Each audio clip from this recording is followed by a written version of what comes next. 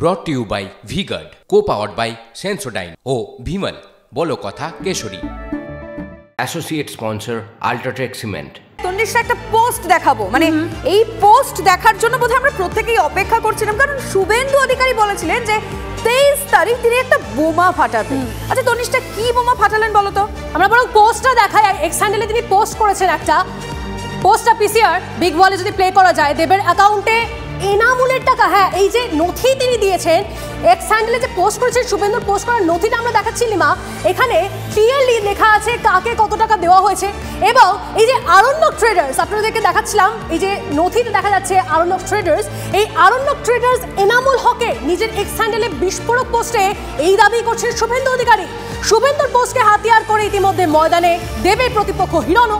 ঘাটালের বিজেপি প্রার্থী হিরণময় চট্টোপাধ্যায়ের দাবি, এনামুল হকের কোম্পানি আরণ্যক ট্রেডার্স থেকে দেব ভেঞ্চার্স প্রাইভেট লিমিটেড 2 দফায় 50 লক্ষ টাকা ট্রান্সফার হয়েছে। শুভেন্দুর পোস্ট করা ডায়েরির পাতাতেও এনামুলের হাতের লেখা, যে ডায়েরির পাতার ছবি আপনাদেরকে দেখাচ্ছি। এই দাবি করেন হিরণ। কিভাবে কেন্দ্রীয় তদন্তকারী সংস্থার নথি এলো শুভেন্দু অধিকারীর কাছে, এই পাল্টা প্রশ্ন দেবের।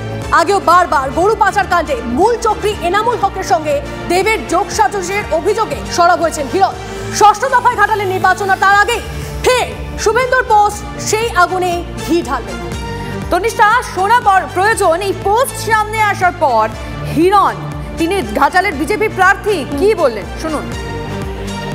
এটা ওনার নিজের ব্যালেন্স শিট, উনি যে ব্যালেন্স শিট 2016 সেই যেটা জমা করেছেন ইডিকে, যে কারণে 8.5 ঘন্টা ধরে ওনাকে বসিয়ে রেখে দিয়েছিল, এবং যে কারণে উনি বলছিলেন যে আমি তো টাকাটা ফেরত দিয়ে দিয়েছি, তার টাকা নিয়েছিলেন, টাকা ফেরত দিয়েছেন, আর এতদিন ধরে বলছিলেন যে আপনি কাউকে চেনেন না।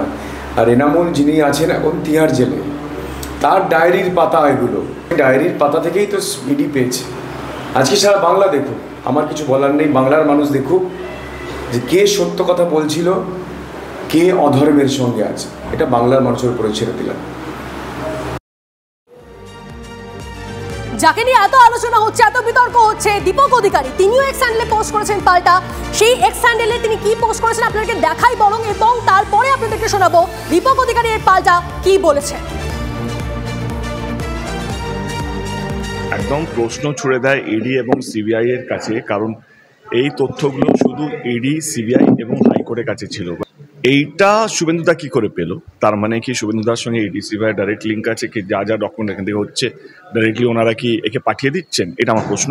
প্রথম কথা, আমি ওই লোকটাকে চিনি না, যে ডায়েরিটা দেখাচ্ছি, দেব নামে লক্ষ মানুষ হতে পারে, এবং যেই ঘড়ি বা যেই জিনিসগুলো দেখিয়েছে সেগুলো আমি ওই মানুষটা নই, ফার্স্ট। সেকেন্ডলি, যেই 50 লাখ টাকা দেখাচ্ছে একটা ট্রান্সফার হয়েছে, আমি এক্ষুনি দেখিয়ে দিচ্ছি কি এটা আমরা 8-9 মাসের মধ্যে সেই টাকাটা ওই আরণ্যক ট্রেডার্সকে আমরা ফেরত দিয়ে দিয়েছি। ইডি সিবিআই যথেষ্ট বুদ্ধি রাখে দেন শুভেন্দু অধিকারী। ওনারা যদি মনে হতো কি আমি যদি এর মধ্যে অ্যাকিউজ বা কালপ্রিট বা আমি গরু চুরির সঙ্গে যুক্ত, তাহলে এতক্ষণ আমি তোমাদের সঙ্গে ইন্টারভিউ দিতাম না নিশ্চয়ই। brought to you by V-Guard, co-powered by Sensodyne O Vimal বলো কথা Kesari. Associate sponsor UltraTech cement.